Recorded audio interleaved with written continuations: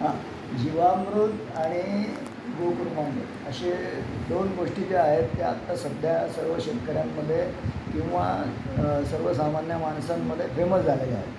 त्याच्यातनं लोक बाहेर येत नाहीत. आपण हे ओल्या कचऱ्यापासून जे बनवतो ते जीवामृतसारखंच आहे. आता या दोन्हीमधला फरक काय आहे, तर जीवामृत बनवण्यासाठी तुम्हाला गूळ लागतो, डाळीचं पीठ लागतं, शेण लागतं, गोमूत्र लागतं, फिल्टर लागतो आणि मग ते बनतं. आता बनल्यानंतरसुद्धा एक 8 दिवस लागतात बनायला. 8 दिवसांनी ते बनतं. बनल्यानंतर ते पुढच्या 8-10 दिवसामध्ये वापरावं लागतं आणि तसं वापरलं गेलं नाही तर त्याची जी काही पॉवर असते ती कमी होती, असं हे जीवामृत बनवणारेच सांगतात.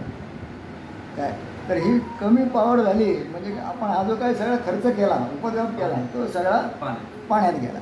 मग ह्याच्यामध्ये जे आपण बनवतो आहे कचऱ्यापासून जे बनतं आहे सहजासहजी बनतं, याला आपण काहीच करत नाही. म्हणजे निसर्गात ज्या पद्धतीने प्रक्रिया होती तसंच हे तयार होतं आणि एकदम तयार झालं की हे जितके दिवस तुम्ही जास्त ठेवाल तितकी याची पॉवर वाढत जाते. म्हणजे तुम्ही 2 महिने ठेवलं अजून पॉवर, 4 महिने ठेवलं अजून पॉवर, 6 महिने ठेवलं अजून power.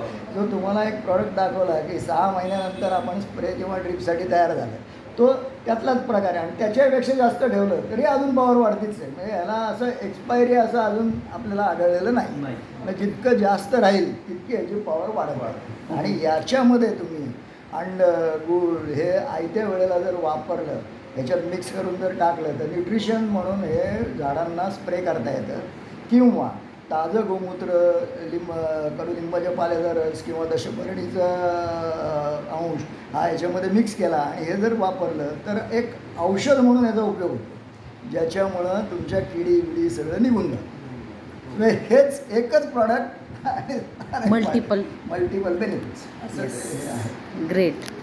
Thank you so much sir.